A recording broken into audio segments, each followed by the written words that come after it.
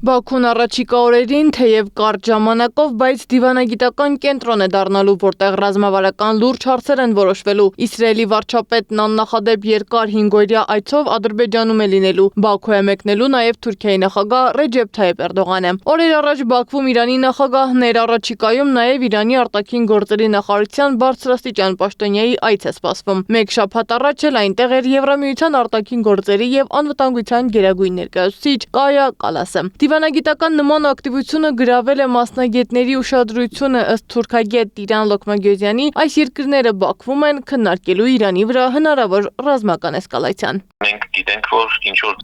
դա Իսրայելի կողմից եւ նաեւ Ամերիկայի օգնությունով Իրանի դեմ ինչ-որ բաներ է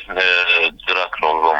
եւ մի կողմը ուզում է դա կանխի, իսկ մյուսը ուզում է դա առաջ տանի։ Ադրբեջանը բարդ ընտրության առաջ է կանգնած, ըստ մասնագետների, Ալիևը պիտի ընտրություն կատարի Իսրայելի եւ Իրանի միջև։ Իսրայելն այստեղ շահեկան դիրքում է, որովհետեւ Բաքուն Արցախը օկուպացնելու հարցում պարտական է նաեւ այս երկրին։ Լոկմագյոզյանը կարծում է, Ալիևն ամեն դեպքում կընտրի Իսրայելին։ Այս հարցում համակարծիք չէ իրանագետ Արմեն Վարդանյանը, ըստ նրա Ալիևը չի համարձակվի դուրս գալ Իրանի դեմ։ Չեմ կարծում, թե Ադրբեջանը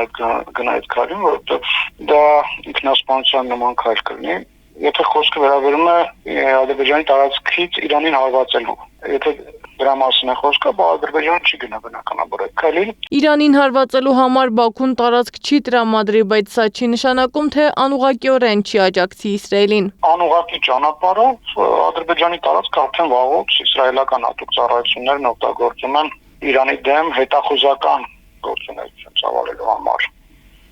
Սա արդեն նորություն չի, շատ վաղուց, արդեն 10-20 տարի դրանով զբաղվում են իսրայելական հատուկ ծառայությունները։ Իրանի դեմ ռազմական էսկալացիայի սկիզբը քիչ հավանական է համարում ադրբեջանագետը։ Իրանն ու Միացյալ Նահանգները շարունակում են բանակցել, ուստի այս փուլում այն դժվար տեղի ունենա։ Միաժամանակ այս երկրների բարձրաստիճան պաշտոնյաների ու ղեկավարների այցելությունը միայն Իրանի հետ չի կարելի կապել։ Չեմ փորձի պնդել, որ այդ հանդիպումները պայմանավորված են միայն Իրանի դեմ գործողություններով, այլ առասարակ պետք է հասկանանք, որ Հարավային Կովկասում Ադրբեջանի մեջ պարտությունը եւ այսօրվա իշխանության արտահայտված արտաքին քաղաքականությունը, որը մեղմ ասած